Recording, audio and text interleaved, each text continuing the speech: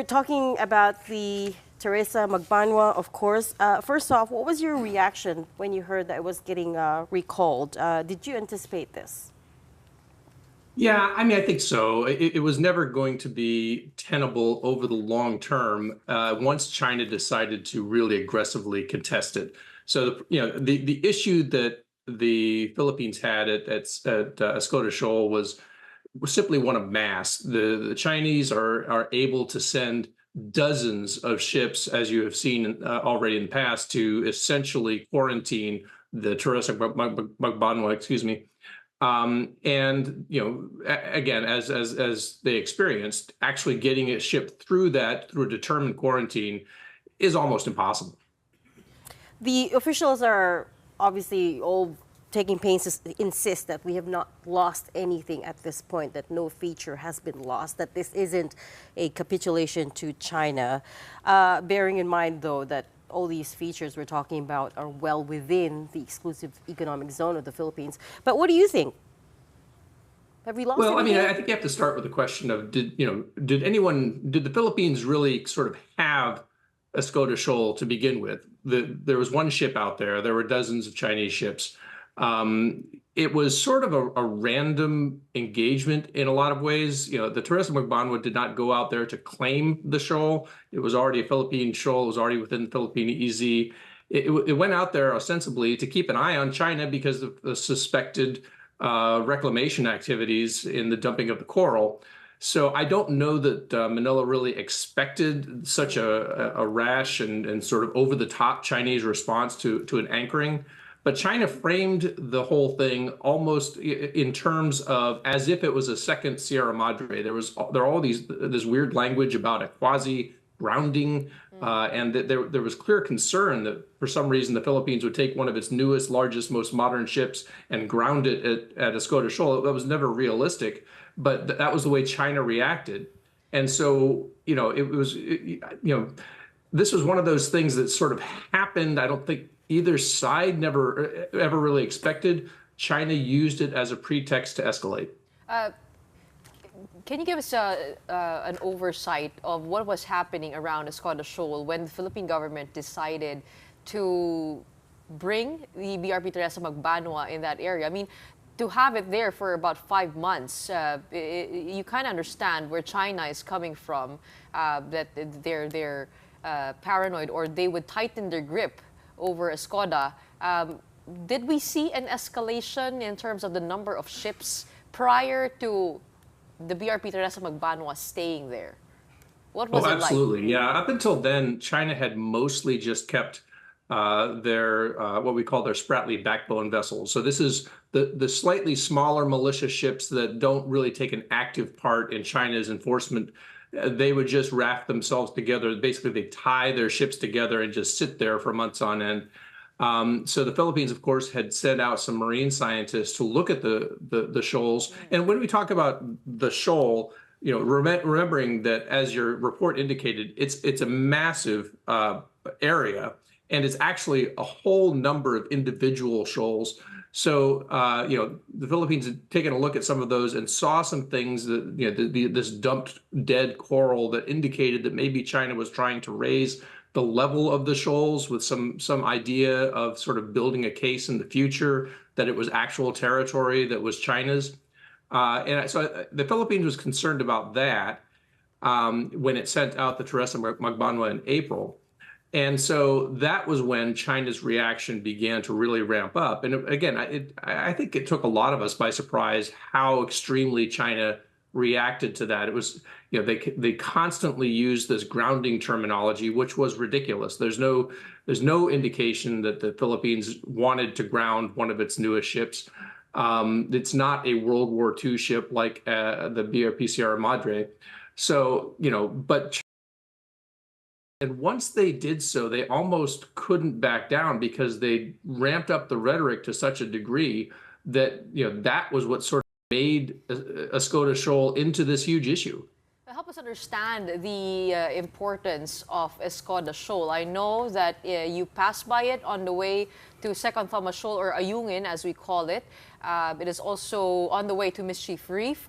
But I mean, tell us a little bit more, because I think I read something that it wasn't even included in the arbitral award. I mean, it wasn't mentioned specifically, Yeah.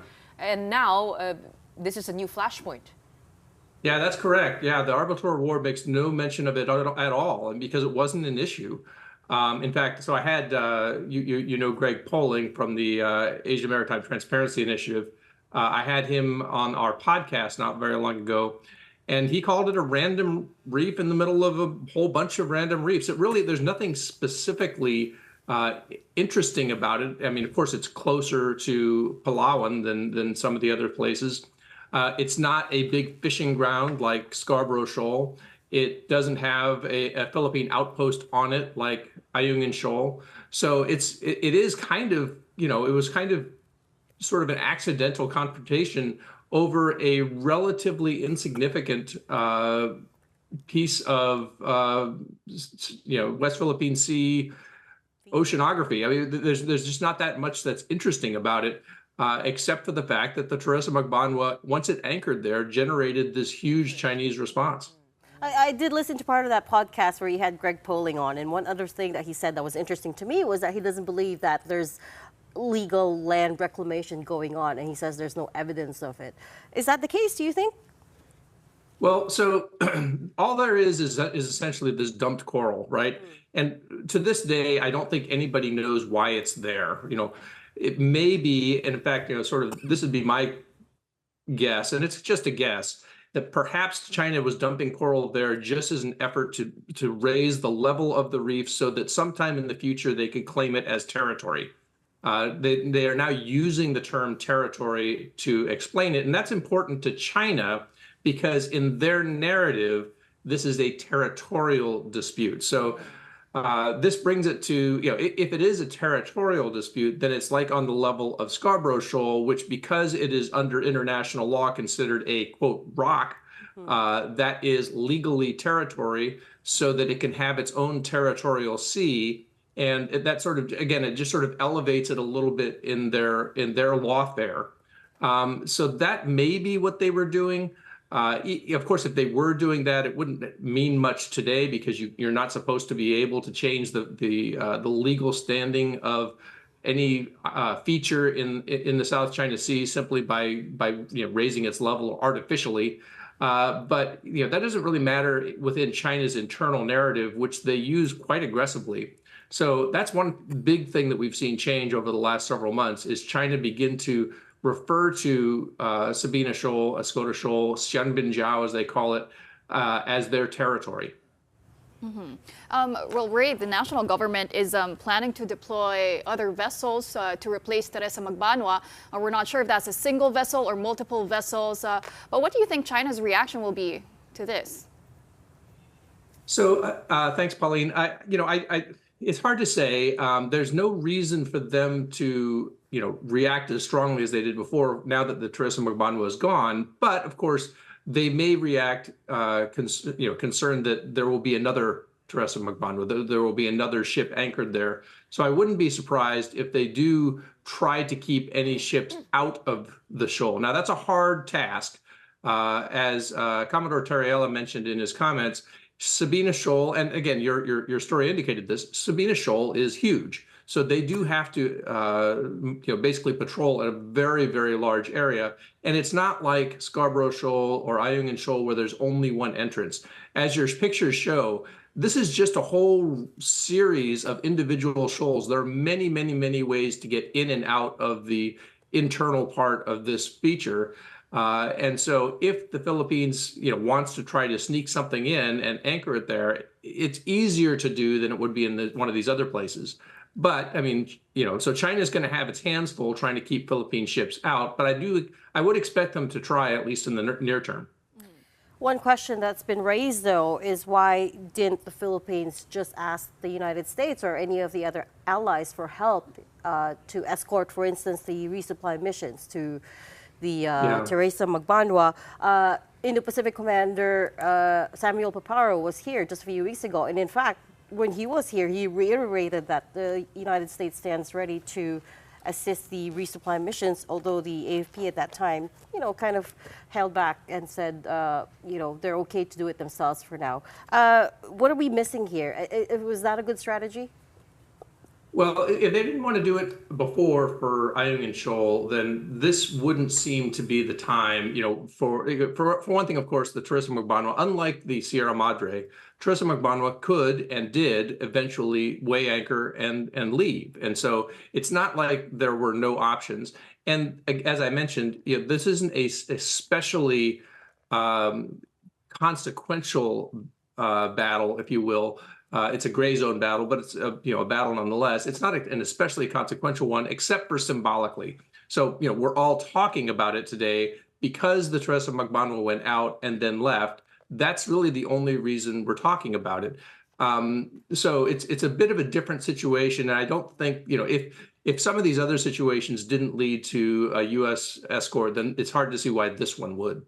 To be honest, it does feel that we just gave China a reason to escalate over the Escoda Shoal and to have a tighter grip to show their force. And it does, I think, reveal the vulnerability between the Philippine-American relations, don't you think? Well, let me take the first part of that first, Gretchen, that, China looks for pretexts to escalate all the time. So if they have an opportunity to escalate and then normalize a new level of aggression, they'll take it. And then what that does is it shocks the system at first, but then lesser aggressions now become more normal, right? And we stop paying attention to them. So almost nobody talks about intrusive patrols anymore because they're so normal that they're just one more thing to talk about. So, because each time that China escalates, now we've got this new escalation to talk about, and now that seems like sort of the top, that seems like the reportable thing. So, pretext to escalate, it's one of those things that I think that every country has to be aware that China is always looking for this. And it's a very hard thing to sort of combat because it's an information warfare tactic. They're actually trying to take control of the narrative. So, in some ways, this is one of those things that you just have to sort of call it out when you see it and remind people that none of these escalations are acceptable. They're all an offense to the international order, which is why you see Germany showing up. What business, if you will, and I'm sure China asks this question all the time, what business does Germany have in this part of the world when they've got an active war going on in their part of the world? Well, Germany is deeply, deeply invested in the international order and uses, and to them, any sort of transgression that violates the international order is worthy of their attention. And so they've done a Taiwan Strait transit, and now they're docked in Manila. When you say this is not an especially consequential feature, then does that also mean then that the prevailing narrative that the Philippines has lost another feature in the West Philippine Sea is incorrect? Can we say that outright now? I mean, I think it doesn't strike true to me. Again, as I mentioned from the top, it's not like the Philippines sort of had the feature to lose it. It's not like the Philippines had an outpost there. It's not like the Philippines had a strong presence there before. What happened was the Philippines sent a single ship to Escoda Shoal to do some monitoring, and that ship was eventually sort of compelled to redeploy. So, China has effectively taken control of Escoda Shoal. Whether they want to maintain control is another question. And again, why would they want to maintain control of Escoda Shoal as opposed to any other particular reef or shoal? I mean, there are dozens of these, right? They could sort of decide on any of these uninhabited, unoccupied reefs or shoals. They have the mass to be able to do this wherever they want. It just happened to be Escoda. So, how much energy, how many resources are they willing to expend to sort of take this symbolic shoal, if you will? And it's only become symbolic because of the activities of the last 5 months. So, I guess I have a hard time with the term that it's been lost, because I don't know that it was ever necessarily found. I suppose at the end of the day, it doesn't matter what we think, how we interpret it. The question at the end of the day is how China is going to see it, how they'll be pushing that narrative. Already, I believe there's been a statement. I don't know if it's in direct reaction to the Magbanua being pulled out, but there's a statement, part of which says that they have indisputable sovereignty over Sabina, or Jianbinjiao, as they call it. How do you think they might see it, and how might that change their strategy moving forward? Well, indisputable sovereignty is one of those fun terms that we are now seeing all the time, right? Anytime that there's any kind of West Philippine Sea interaction between China and the Philippines, the term indisputable sovereignty comes up. And it's usually indisputable sovereignty of fill in the blank feature and, quote, relevant waters or adjacent waters, which is a very inexact term, which means whatever they want it to mean at any given time. So this is part of their narrative warfare, and they're trying to, once again, normalize this idea that no serious entity or individual or country disputes China's sovereignty. And of course, everybody disputes China's sovereignty, or some more loudly than others. Some more, some ASEAN countries try to sort of pull their punches and are more muted, but they all dispute China's sovereignty. But China is using this narrative as a part of a long-term narrative warfare strategy to sort of shout down anyone who would dare to oppose them. And so that's how, again, Escoda Shoal has become a great symbolic fight, much more than a consequential strategic or military or even operational fight. I forgot to ask this at the top. Give us some context into that whole 5 months timeline, though. Was that longer? Some officials we've spoken to are saying that the vessel was pulled earlier than expected, but 5 months to me sounds a little bit of that's a long time, isn't it? I mean, it's a pretty long time. Yeah. I mean, when China sends its Coast Guard ships out on patrols, they usually go out for 45 days. So it is a long time to be out to sea. And again, ships have to be maintained, even if you don't run out of water, which is what happened. You can run out of a lot of other things, and your ship can begin to wear down, and you can't do everything. You can't resupply maintenance tasks. Eventually you have to get back to port. So this was always going to be a problem at some point. The ship could not stay there indefinitely. So it is a long time. And much longer than most Coast Guard ships go to sea. Now, it was able to stay out there so long because mostly it was just anchored. It wasn't using fuel, for example. It was just sitting there. But it's still a long time to be out to sea. And, eventually, I think what the Philippines ran into was the combination of the blockade and bad weather, because, bad weather means you might not be able to bring in a helicopter even. So, if you need water, you can bring that in by helicopter. But if the helicopter can't land because of bad weather, then you're kind of out of options. Given the location of the Escoda Shoal on its way to Ayungin, this will definitely challenge future resupply missions to the BRP Teresa Madre.